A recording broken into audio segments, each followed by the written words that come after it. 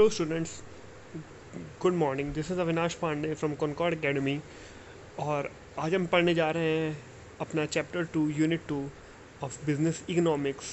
और हमारा आज का टॉपिक है indifference curve, budget line and consumer equilibrium. तो चलिए शुरू करते हैं। इस चैप्टर में सबसे पहले आज हम पढ़ेंगे इनडिफरेंस कर्व। तो इनडिफरेंस कर्व की डेफिनेशन क्या होती है? An indifference curve is a curve which represent all those combination of goods which give same satisfaction to the consumer. Same satisfaction to the consumer. ये बहुत important है. And combination of two goods. यानी कि जो हमारा indifference curve होता है वो कोई भी दो गुड्स का कॉम्बिनेशन हम ले सकते हैं और उनका डिफरेंट डिफरेंट कॉम्बिनेशन को हम प्लॉट करते हैं जिससे हमें सेम सेटिस्फेक्शन मिले, राइट? फॉर एग्जाम्पल जैसे यहाँ पे हमने एक अच्छा एग्जाम्पल लिखा है 14 packets of chips and 2 bottle of cola, right? तो यहाँ पे क्या है, we have 2 commodities chips and cola, इन दो उनके कॉम्बिनेशन है, 14 पैकेट्स है और एक 2 पैकेट्स है। मान लेते हैं कि इससे जो हमें सेटिस्फेक्शन मिलती है वो होती है लेट्स से 50, राइट?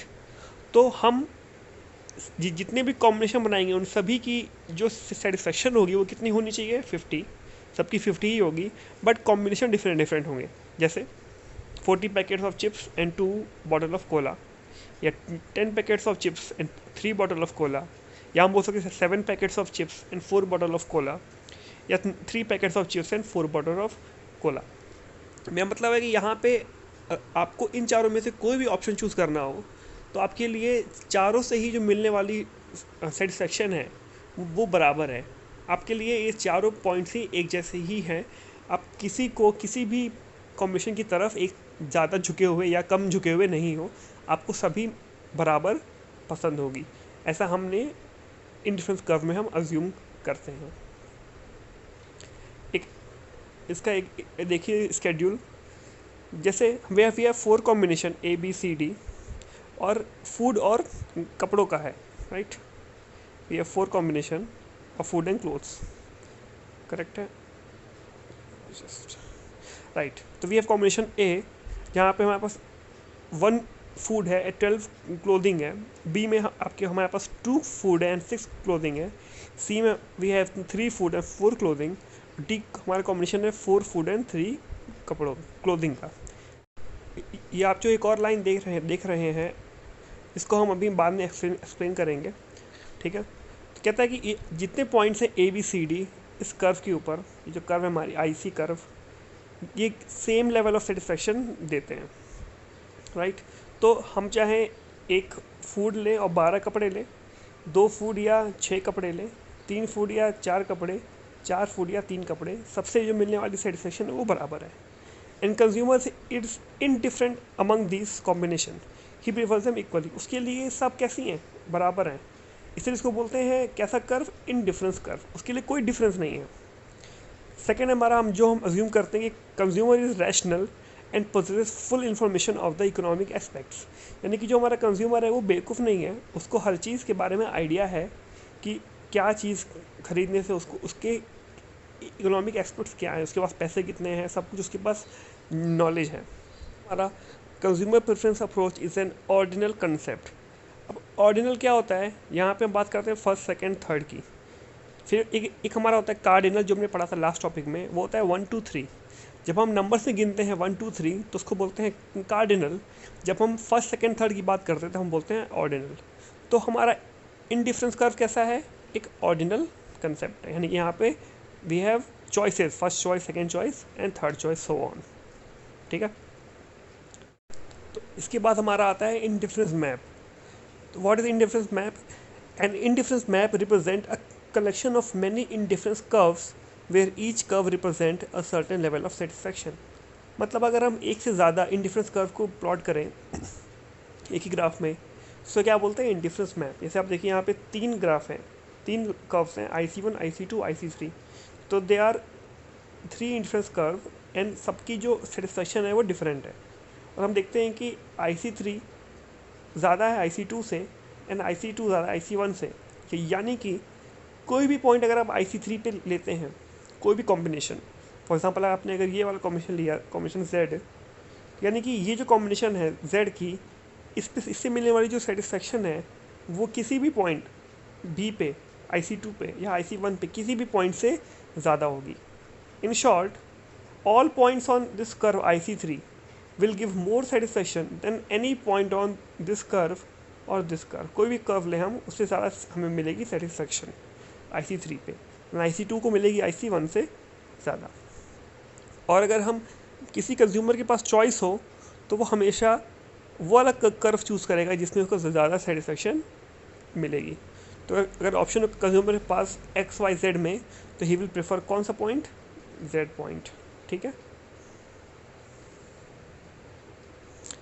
नाउ हम पढ़ते हैं मार्जिनल रेट ऑफ सब्स्टिट्यूशन, जो हमने यहाँ पे छोड़ दिया था, राइट। इसको हम समझते हैं कि है क्या 621, राइट। तो कहता है it is the rate at which a consumer is prepare to exchange goods one good with other in the combination. यानी कि जो अगर कोई कंज्यूमर कोई एक गुड्स के बदले दूसरा गुड्स एक्सचेंज करना चाहता है, तो वो किस रेट पे एक्सचेंज कर रहा है उसको हम बोलते हैं marginal rate of substitution. For example, जैसे हमने एग्जांपल देखा था कि शुरुआत में उसके पास 1 यूनिट फूड का था और 12 यूनिट्स कपड़े के थे, तो ऑब्वियसली बात उसके पास फूड बहुत कम है और कपड़े बहुत ज़्यादा हैं, तो वो एक यूनिट और फूड के लिए काफ़ी सारे कपड़े देने के लिए तैयार हो सकता है।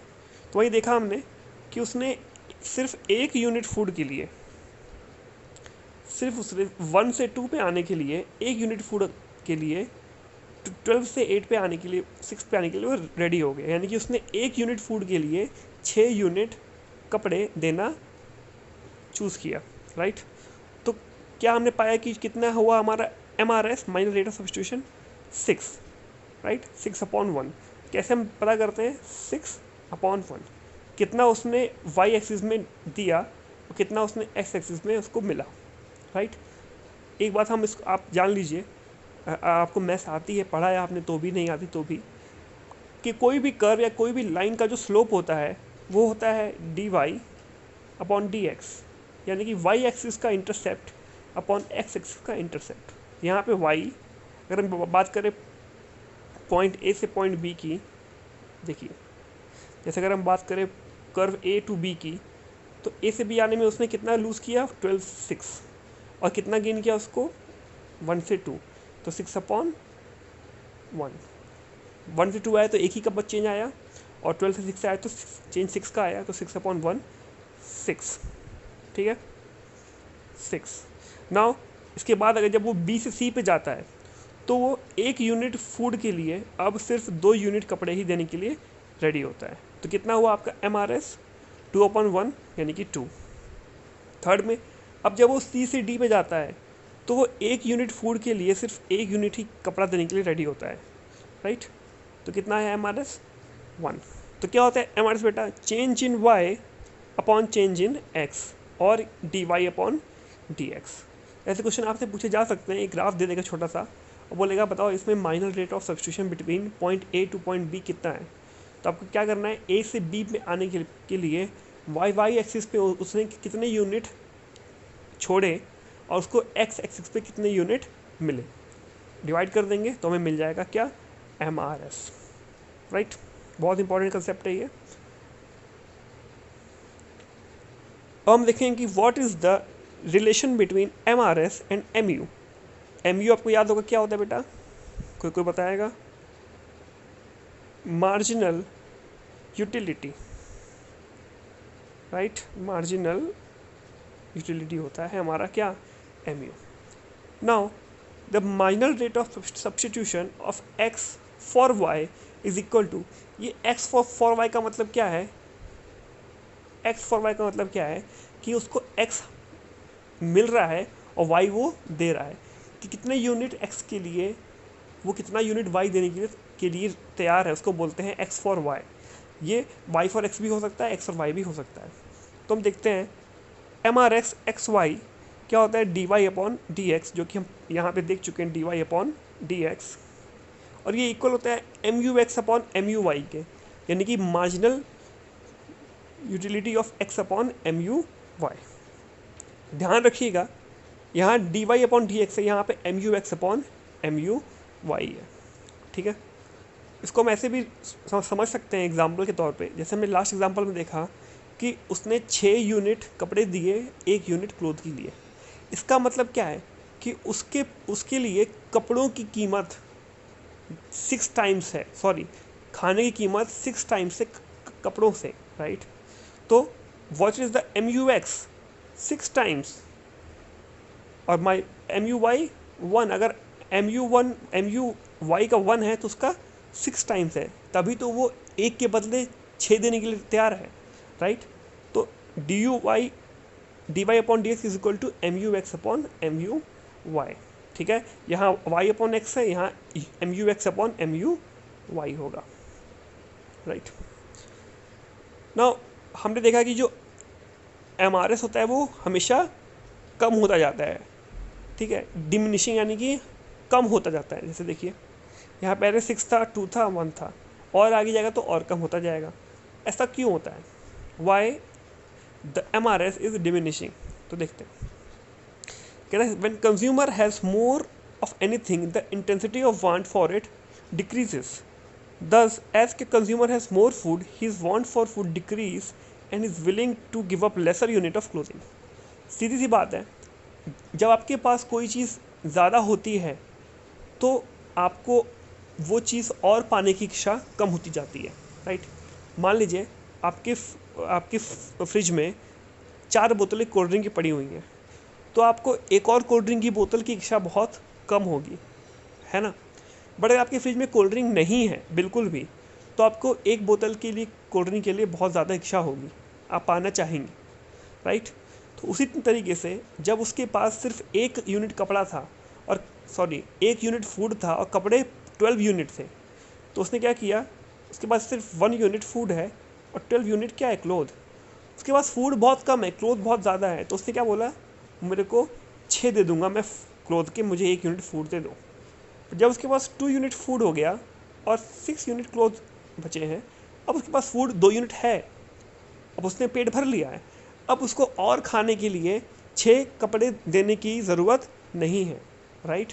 अब वो 6 कपड़े क्यों देगा, अब उसके लिए फूड की वैल्यू उतनी, फूड के लिए जो वांट है वो कम हो चुकी है, तो अगली बार वो सिर्फ 2 ही कपड़े देगा।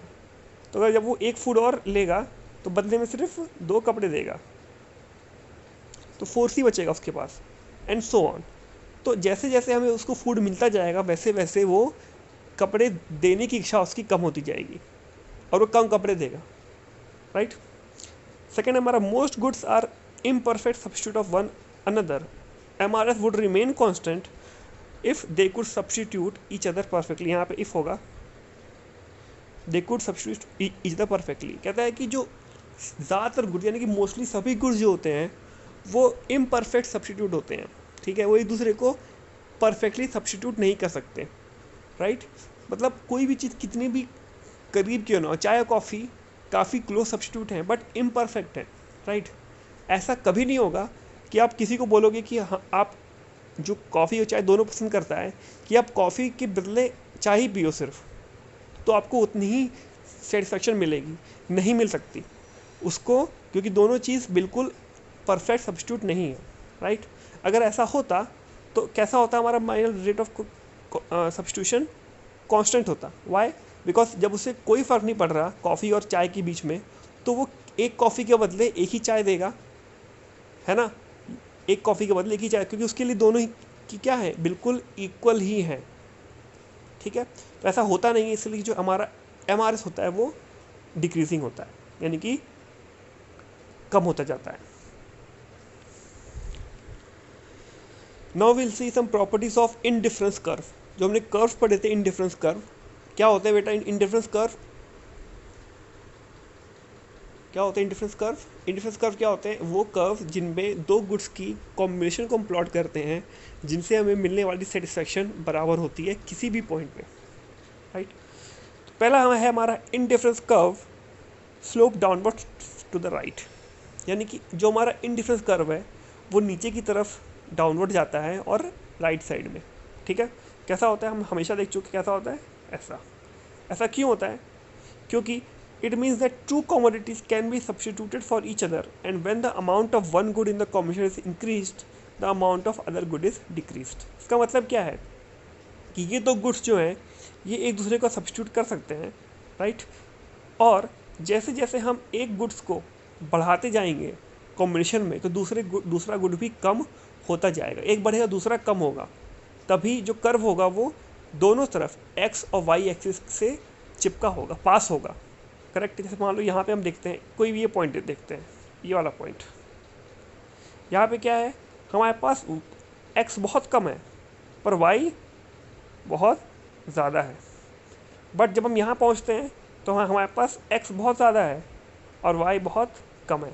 तो हम जैसे जैसे अगर हम x बढ़ाएंगे तो y कम होता जाएगा, y बढ़ाएंगे तो x कम होता ही जाएगा। इसलिए ये कर्व कैसा होता है, डाउनवर्ड्स राइट की तरफ, ठीक है। सेकेंड पॉइंट हम देखते हैं, indifference curves are always convex to the origin। मतलब ये कर्व कैसे होते हैं, हमेशा कॉन्वेक्स शेप के होते हैं। किस तरफ, सेंटर की तरफ, इस पॉइंट की, इसको हम क्या बोलते हैं, इसको बोलते हैं हम ओरिजिन। हमारे कर्व जो होते हैं इंडिफरेंस कर्व, वो इसकी तरफ कॉन्वेक्स होता है, ठीक है। शेप जो होती है दो तरह की होती है बेटा, मान लो कोई ये पॉइंट, ये लाइन है, ये शेप कहा जाएगा कि कॉनकेव है, कॉन्वेक्स है, ये कहा जाएगा कॉनकेव है। आप लोगों ने साइंस में पढ़ा होगा 7th 8th क्लास में, कॉनकेव मिरर, कॉन्वेक्स मिरर। तो ये वहीं से कंसेप्ट है कि जो चीज़ हमारे तरफ कर्व वाला हिस्सा आए उसको क्या बोलते हैं, कॉन्वेक्स, और जिसमें हमारे स्टार्टिंग और बिगिनिंग आए उसमें क्या बोलते हैं, कॉनकेव। तो हमारा कर्व जो होता है वो कॉन्वेक्स होता है ओरिजिन के, ठीक है। क्यों होता है ऐसा, because of diminishing minor rate of substitution, right. अब कहता है देयर आर 2 एक्सेप्शंस, इस केस में 2 एक्सेप्शंस होते हैं। पहला एक्सेप्शन हम लास्ट स्लाइड पढ़ चुके हैं, कहता है अगर परफेक्ट सब्स्टिट्यूट होता है तो कैसा होता है, कांस्टेंट होगा MRS, और कर्व कैसा होगा, स्ट्रेट लाइन में ऐसा, ठीक है। सेकेंड हमारा क्या है, अगर परफेक्ट कॉम्प्लीमेंट्री गुड्स हैं, जैसे प्रिंटर और उसके इंक कार्ट्रिजेस, अगर कोई के गुड्स कॉम्प्लीमेंट्री है और परफेक्ट कॉम्प्लीमेंट्री है, उसका कर्व कैसा होगा, एल शेप का, यानी कि ऐसा एल शेप का कर्व होगा। कब, जब परफेक्ट कॉम्प्लीमेंट्री गुड होगा। ये बहुत इंपॉर्टेंट है MCQ बेसिस पे कि 2 एक्सेप्शंस हैं। एक क्या हमारा परफेक्ट कॉम्प्लीमेंट्री गुड्स, उसमें एल शेप होगा। दूसरा क्या हमारा परफेक्ट सब्स्टिट्यूट, उसमें क्या होगा, हमारा स्ट्रेट लाइन होगी, ठीक है। थर्ड हमारा indifference curve can never intersect each other, यानी कि 2 कर्व कभी आपस में एक दूसरे को काटते नहीं हैं। ऐसा क्यों होता है, ऐसा हम मान लेते हैं, चलो ऐसा होता है, ठीक है। तो ये हमारे 2 कर्व हैं, एक IC1, ये हमारा IC1 है, ये हमारा IC2 है, राइट। और ये दोनों ए पॉइंट पे एक दूसरे को कट करते हैं, ठीक है। अब बिकॉज इनडिफरेंस कर्व पे हर पॉइंट की कॉम्बिनेशन सेम होती है, तो अगर हम बात करें इस IC कर्व पे A और B की क्या है, सेम सेटिस्फेक्शन है। एंड सिमिलरली IC2 कर्व पे A और C की सेम सेटिस्फेक्शन है। तो मैथ के रूल के हिसाब से अगर C इक्वल है A के और B भी इक्वल है A के, तो B should be equal to C, right. अगर B और C सेम सेटिस्फेक्शन है तो B और C को दोनों को एक ही लाइन पे लाई करना चाहिए था, बट ये तो पॉसिबल ही नहीं है। B और C तो डिफरेंट लाइन पे शो कर रहे हैं। इसका मतलब है कि जो हमारा अजम्पशन था कि ये लाइन एक दूसरे को कट करती हैं, यह अजम्पशन ही हमारा कैसा है, गलत है, और ये लाइन कभी भी एक दूसरे को कट नहीं करती। It is impossible. All right, 4 देखते हैं, a higher indifference curve represents a higher level of satisfaction, यानी कि जो कर्व जितना ऊपर होगा उससे मिलने वाली सेटिस्फेक्शन उतनी ज़्यादा होगी, ठीक है।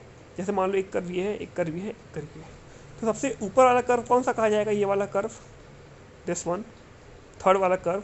तो ये इस कर्व की जो सेटिस्फेक्शन होगी वो इन दोनों कर्व से ज़्यादा होगी, किसी भी पॉइंट की सेटिस्फेक्शन, ठीक है। चाहे वो पॉइंट नीचे क्यों ना हो या इधर का ऊपर क्यों ना हो, उससे कोई फर्क नहीं पड़ता है, अगर हर पॉइंट किसी भी कर्व पे सेम सेटिस्फेक्शन देता है, ठीक है। फिफ्थ पॉइंट है हमारा, indifference curve will not touch either axis, यानी कि ये जो कर्व होते हैं ये कभी छुएंगे नहीं एक्सिस को, टच नहीं करते, ठीक है। टच क्यों नहीं करते, क्योंकि ये जो हमारे कर्व हैं ये बताते हैं कॉम्बिनेशन ऑफ 2 गुड्स, यानी कि x कितना और y कितना। अगर कोई कर्व मान लो किसी पॉइंट को टच कर देता है इस पॉइंट को, तो क्या कहा जाएगा कि यहाँ पे उसके पास वाई यूनिट कितना है, इतना वाई तो है उसके पास, लेट्स से 10, बट एक्स कितना है 0, एक्स तो यहाँ पे है ही नहीं बिल्कुल भी, एक्स 0 हो गया। और अगर हम बात करते हैं कॉम्बिनेशन ऑफ टू गुड्स, तो कॉम्बिनेशन तभी बनेगा जब दो चीज़ें होंगी, अगर एक चीज़ है ही नहीं तो वो कॉम्बिनेशन कहा ही नहीं जाएगा। तो बेसिक हमारा जो अजम्पशन है वो यही रहेगा कि कम से कम कुछ ना कुछ तो होना ही चाहिए, चाहे कम भी क्वांटिटी क्यों ना हो, बट एक इंसान को दोनों ही चीज़ें चाहिए, राइट। तो उसका वो सेटिस्फेक्शन उसको हासिल हो रहा है, सिर्फ एक चीज़ से वो उसको नहीं मिलेगा, राइट। चाहे क्वांटिटी कम या ज़्यादा क्यों ना हो, बट उसको दोनों ही चीज़ें चाहिए। तो यहाँ पे हमारा ख़त्म होता है इंडिफरेंस कर्व, और now we will proceed to budget line. ठीक है, what is budget line? Now कहता है a consumer choices are limited by the budget available to him, his total expenditure for goods and services can fall short of a budget but may not exceed it. ठीक है, बिल्कुल normal condition है। कहता है एक consumer की, आप ही consumer हैं, आपकी जो चॉइसेस हैं वो लिमिट है, उस पर लिमिट किसने लगाई है? आपकी जेब में पड़े पैसों। तो जो बजट है वो लिमिट लगाता है एक कंज्यूमर के ऑप्शंस के ऊपर। ठीक है, वो जितना पैसा खर्च करता है गुड्स सर्विसेज पे, वो उसके बजट से कम तो हो सकता है, बट बजट से ज़्यादा नहीं जा सकता। फॉर एग्जांपल आपके पास 1000 रुपये हैं, आप मार्केट जाते हो तो आप 500, 600, 700, 800 रुपये तक खर्च कर सकते हो, 1000 रुपये तक खर्च कर सकते हो। आप 1000 रुपये से कम पैसा खर्च करके आ सकते हो घर वापस, बट आप 1000 रुपये से ज़्यादा पैसा खर्च नहीं कर सकते, वो आपके बजट के बाहर है। उसको हम बोलते हैं बजट लाइन। तो नहीं, अब इसको नहीं बोलते बजट लाइन, अब हम डिफाइन करेंगे बजट लाइन होता क्या है। ठीक है, तो बजट लाइन जो होती है हमारी, क्या होती है? उन सभी पॉसिबिलिटीज़, उन सभी possibility of combinations of goods which we can afford, और विच जो कि हमारे बजट लाइन के अंदर आती हो, उनका हम बोलते हैं, उसको बोलते हैं बजट लाइन। ठीक है, मतलब आप 1000 रुपये लेके जाते हो बाज़ार में, और बाज़ार में दो चीज़ें बिक रही हैं, लेट्स से चप्पल और जूते। तो आप कितने चप्पल और कितने जूते खरीद सकते हो उस प्राइस पे अपने बजट के अंदर, उसको बोलते हैं बजट लाइन। उस लाइन के आप बाहर नहीं जा सकते, उनको बोलते हैं बजट लाइन। ठीक है, तो बजट लाइन होता क्या है अभी देखते हैं। पी एक्स कहता है जो हमारी कंस्ट्रेंट है वो क्या है, जो लिमिट लगी वो क्या है, P X into Q X plus P Y into Q Y should be less than और इक्वल टू बी। यानी कि हमारी बी क्या है, हमारा बजट है, हमारा पी एक्स क्या है, price of X, P Y क्या है, price of Y, Q X क्या है, क्वांटिटी ऑफ एक्स, और क्यू वाई क्या है, क्वांटिटी ऑफ वाई। कहता है इनका जो सम है पी एक्स क्यू एक्स और पी वाई क्यू वाई का, इसका सम हमारे बजट से कम या उसके इक्वल हो सकता है, ज़्यादा नहीं हो सकता। ठीक है, इस लाइन का जो स्लोप होता है वो होता है P X upon P Y, और ये P Y upon P X क्यों नहीं होता है, ये आपको अभी हम समझाएंगे। ठीक है, तो आगे देखते हैं, एक एग्जांपल देखते हैं। तो एग्जांपल देखिए, कहता है कंसिडर रामलाल हैज़ 4000 रुपीज़, उसके पास 4000 रुपये हैं, and he wants to spend the money on movies and books. क्या करना चाहता है वो, या तो वो मूवीज़ पे या वो बुक्स पे खर्च करना चाहता है। ठीक है, now each movie ticket cost ₹100। तो एक मूवी की टिकट कितने की है, 100 रुपीज़ की, और ईच बुक, हर बुक कितने का है, 200 रुपये का। ठीक है, 100 रुपये की टिकट, 200 रुपये की बुक, बिल्कुल नॉर्मल कंडीशन है। कहते हैं his situation can be represented by this budget line. ये जो लाइन दिख रही है आपको लाल कलर की, ये क्या है, बजट लाइन है। ये उसकी जो सिचुएशन को रिप्रेजेंट कर सकती है। जैसे he can either watch 40 movies, या तो वो सारे पैसे मूवीज़ पे खर्च कर दे, है ना। तो मूवीज़ पे खर्च करेगा तो भाई कितनी मूवीज़ देख पाएगा। उसके पास 4000 रुपये हैं, और एक मूवी कितनी की है, 100 रुपये की, तो 40, यानी कि वो चाहे तो 40 मूवीज़ देखेगा और बुक्स एक भी नहीं खरीदेगा, ये कर सकता है वो। ठीक है, सेकंड ऑप्शन क्या है उसके पास, या वो सारे पैसे की बुक्स खरीद ले, तो क्या होगा भाई, 4000 अपॉन बुक्स कितने की, 200, कितना है, 20। तो वो 20 बुक्स खरीद ले। या क्या कर सकता है वो, डिफरेंट डिफरेंट कॉम्बिनेशन बुक्स और मूवीज़ की खरीद कर सकता है। या वो, जैसे आप यहाँ देखिए, या वो 16 क्या खरीद ले बुक्स, 8 मूवीज़ देख ले। या 12 बुक खरीद ले और 16 मूवी देख ले। या 8 बुक खरीद ले और 24 मूवी देख ले, एंड सो ऑन। ठीक है, दीज आर उसके पास ऑप्शंस हैं खरीदने के। ठीक है, नाउ हम क्या देखते हैं कि जब भी वो इस बजट लाइन के अंदर कोई भी पॉइंट चूज करता है, तो क्या होता है, उसका जो टोटल कॉस्ट आता है वो 4000 से कम होता है। यानी कि वो अफोर्डेबल है, यानी कि ये पूरा पार्ट क्या है उसके लिए अफोर्डेबल है। ठीक, और इस लाइन के जो इस तरफ का पार्ट है, लेफ्ट वाला राइट वाला पार्ट, ये सारा कैसा है उसके लिए अनअफोर्डेबल। मतलब वो कोई भी पॉइंट चूज करता है इस लाइन के इस तरफ, तो क्या हो जाएगा उसके लिए अफोर्डेबल नहीं रहेगा। जैसे एग्जांपल हम देख लेते हैं, हमने लेट्स से ये वाला पॉइंट लिया। ठीक, यहाँ पे कितनी बुक्स हैं उसके पास, बुक्स कितनी है 16, और मूवीज़ कितनी है 60, राइट। हम अगर कॉस्ट निकालें तो बुक कितने की पड़ेगी उसको, 16 इंटू 200 यानी कि 3200, और मूवी कितने की पड़ेंगी 16 इंटू 100 1600। सम करेंगे तो कितना आएगा 4800। उसके पास पैसे 4000 नहीं है, वो इस लाइन के बाहर तो जा ही नहीं सकता, यानी कि अनअफोर्डेबल है, नॉन अफोर्डेबल है उसके लिए इस लाइन से बाहर जाना। बट हम इस लाइन के अंदर कोई भी पॉइंट ले लेते हैं, लेट्स से हमने ये वाला पॉइंट ले लिया, दिस पॉइंट। ठीक है, ये वाला पॉइंट लिया हमने। यहाँ पे क्या है, 4 बुक्स एंड 20 मूवीज़। ठीक है, 4 बुक्स यानी कि 4 इंटू 200 800 रुपये बुक्स के ऊपर, और 20 इंटू 100 यानी कि 2000, कितना है 2800 रुपये। अभी भी इसके पास 1200 रुपये बचे हुए हैं। तो जितने पॉइंट्स इस लाल वाली लाइन के लेफ्ट में हैं वो कैसे हैं, अफोर्डेबल हैं, बट उसके पास पैसे बचेंगे, तो वो अपने पैसे को पूरी तरीके से खर्च नहीं कर रहा है। और उस लाइन के से जो बाहर के पॉइंट हैं वो कैसे हैं, उसके पास जो बाहर के पॉइंट है वो कैसे नॉन अफोर्डेबल है। वो अगर चाहे भी, भले उसको ज़्यादा खुशी मिलती हो, ज़्यादा सेटिस्फेक्शन मिलेगी, बट वो अफोर्ड नहीं कर सकता। तो क्या करना चाहेगा वो, मैक्सिमम चाहेगा सेटिस्फेक्शन जो उसको मिलेगी उस लाइन पे। ठीक है, now will talk about consumer equilibrium. ठीक है, ये बड़ा, हाँ ना, एक और चीज़ यहाँ पे मैंने देखा कि स्लोप क्या होता है। हम स्लोप हमेशा से देखते हुए आए हैं कि D Y upon D X ही होता है। ठीक है, स्लोप क्या होता है, D Y upon D X. But यहाँ हमने लिखा P X upon P Y, ऐसा हमने क्यों लिखा, राइट। अगर slope D Y upon D X है, अगर हम D Y upon D X की बात करते हैं, यानी कि वाई और एक्स एक्सिस की बात करते हैं, तो फिर हम पी एक्स तो पी वाई क्यों लेते हैं। ठीक है, ये बहुत इंपॉर्टेंट चीज़ें समझिएगा। नाउ अगर हम बोलते हैं डी वाई और डी एक्स, तो हम डी वाई की किसकी बात कर रहे हैं, प्राइस की या क्वांटिटी की। वाई पे हमारा क्या है, बुक्स, तो हम बुक्स के प्राइस की बात कर रहे हैं या बुक्स की क्वांटिटी की बात कर रहे हैं। हम बात कर रहे हैं बुक्स के क्वांटिटी की। ठीक है, तो अगर हम बोलें कि D Y upon D X का मतलब क्या है, क्वांटिटी ऑफ वाई या change in quantity of Y upon change in quantity of X. Y में क्या लिखा हुआ है हमारा पास, बुक्स, तो change in quantity of books upon change in quantity of movies, right.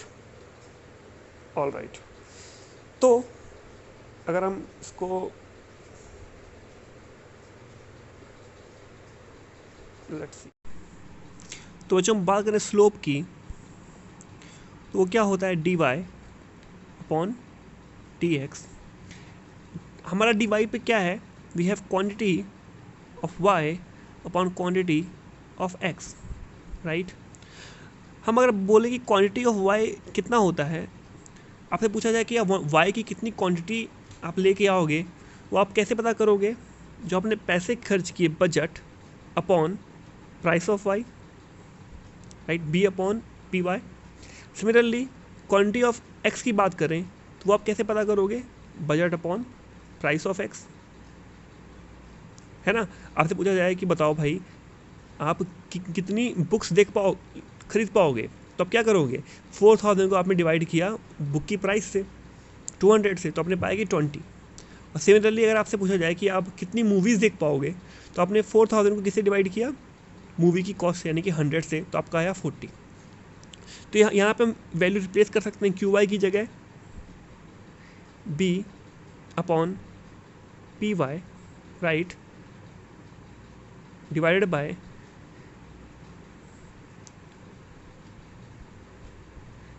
Bye Q X की जगह बी अपॉन पी एक्स। इसको हम सॉल्व करेंगे तो हमारे पास क्या आएगा, B upon P Y into B इधर पी एक्स, बी से बी कैंसिल हो जाएगा and we will get P X upon P Y. तो बिकॉज हमारे ग्राफ में क्या है, क्वांटिटी, और हमको गिवन क्या होता है, प्राइस। तो अगर हम क्वांटिटी को, प्राइस को चेंज करें क्वांटिटी में, तो उससे एक इजी स्टेप है कि हम सीधे प्राइस को ही कंपेयर कर सकते हैं। तो हमने क्या देखा कि quantity of y upon quantity of x is equal to price of x upon price of y। तो हम बोल सकते हैं कि जो स्लोप होता है that is P X upon P Y. Now will come to consumer equilibrium. ठीक है, तो कंज्यूमर इक्विलिब्रियम मतलब क्या होता है कि कंज्यूमर क्या कॉम्बिनेशन चूज करेगा अगर उसके पास दो प्रॉब्लम्स हैं। पहला प्रॉब्लम क्या है कि जो भी वो इच्छाएं पूरी करना चाहता है उसके लिए उसको पैसे खर्च करने पड़ते हैं, पहला। सेकंड इशू क्या है कि उसके पास पैसा क्या है, लिमिटेड है, ठीक है, कंस्ट्रेंट है उसके पास पैसे का, बजट का। तो वो क्या ऐसा काम करे कि उसको मैक्सिमम सेटिस्फेक्शन हासिल हो सके। Now we will try to find out कि with the help of indifference curve and budget line कि वो किस कॉम्बिनेशन पे उसको मैक्सिमम सेटिस्फेक्शन मिलेगी। ठीक है, तो हमने ग्राफ देखा, यहाँ पे हमने दोनों चीज़ों को कंबाइन कर रखा है। हमने क्या किया, बहुत सारे की बनाए हैं इंडिफरेंस कर्व 1 2 3 4 5, जहाँ ऑब्वियसली बात है कि जो 5 है वो ज़्यादा है 4 से, और वो ज़्यादा है 3 से, वो 2 से या 1 से। हम पहले पढ़ चुके हैं कि जो इंडिफरेंस कर्व हायर होता है उस पर ज़्यादा सेटिस्फेक्शन मिलती है। और हम साथ साथ हमने एक बनाया हुआ है बजट लाइन जो P से लेकर L तक है, और ये डिफरेंट पॉइंट्स पे डिफरेंट कर्व्स को टच करती है। R और H पॉइंट पे करती है IC1 को, S और T पॉइंट पे करती है IC2 को, Q पॉइंट पे करती है IC3 को, और 4th और 5th को टच नहीं करती।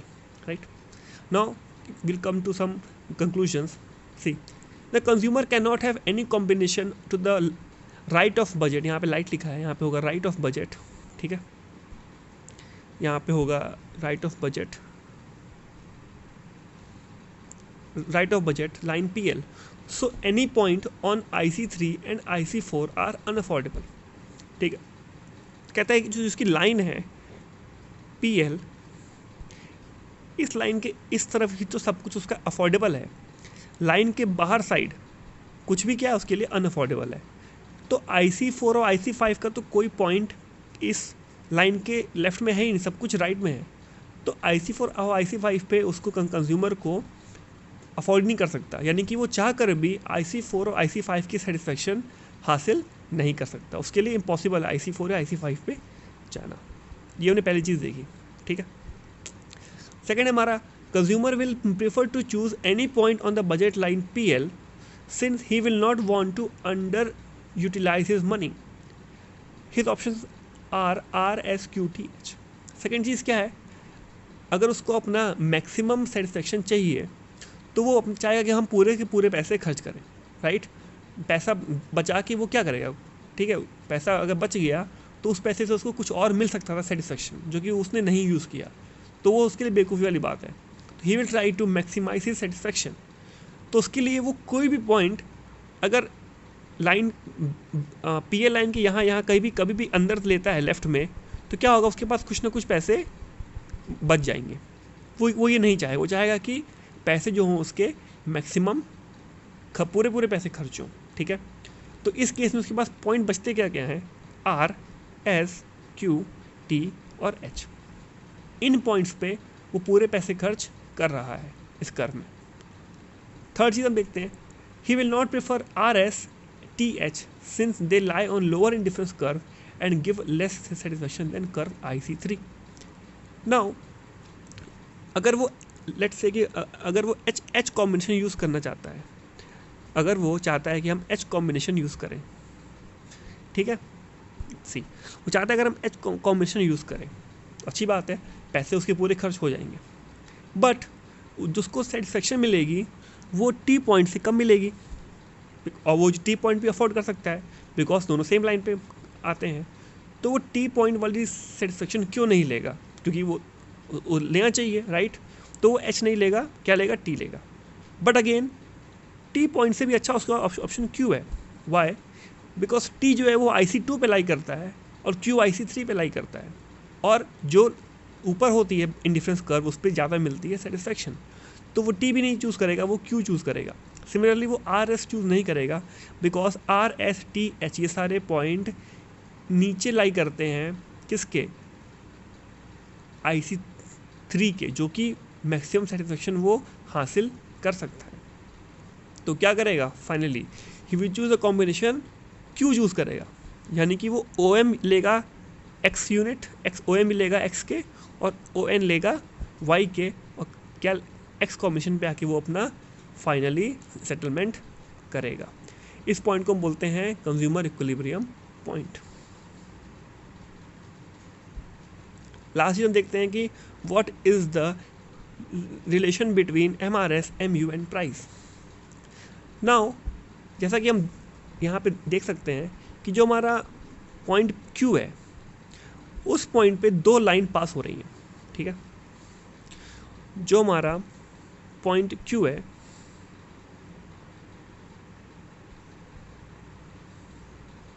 जो हमारा पॉइंट Q है इस पे दो लाइन पास होती हैं, एक हमारा इंडिफरेंस कर्व और एक हमारी बजट लाइन।